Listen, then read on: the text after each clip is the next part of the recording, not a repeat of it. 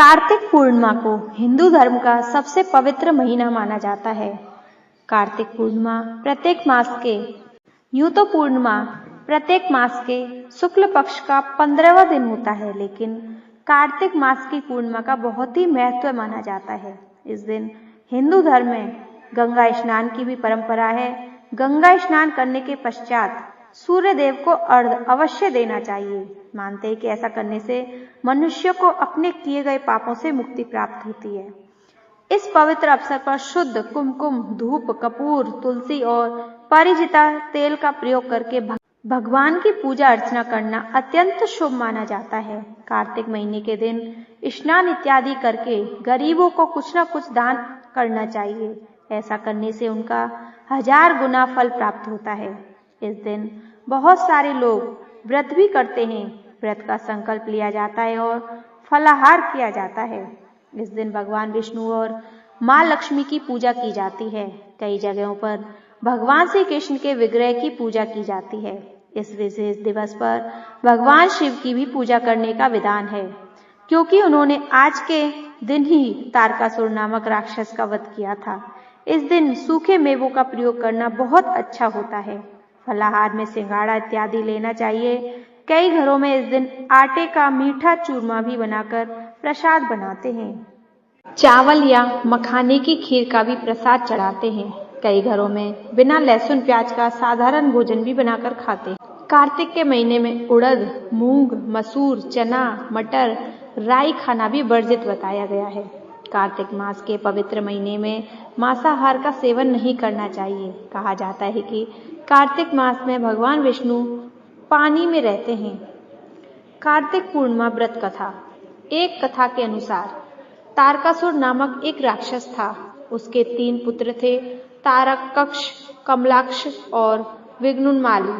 तारकासुर बहुत ही बलवान था। उसने धरती पर स्वर्ग पर अपना आतंक मचा रखा था, जिससे परेशान होकर देवताओं ने भगवान शिव से उनका अंत करने के लिए प्रार्थना की। उनकी प्रार्थना सुनकर भगवान शिव ने तारकासुर का वध किया। इससे देवता बड़े प्रसन्न हुए। उनके 3 पुत्रों को यह सुनकर बड़ा दुख हुआ और उन्होंने इसका बदला लेने के लिए ब्रह्मा जी की घोर तपस्या की। उनकी तपस्या से प्रसन्न होकर ब्रह्मा जी ने तीनों से वरदान मांगने को कहा।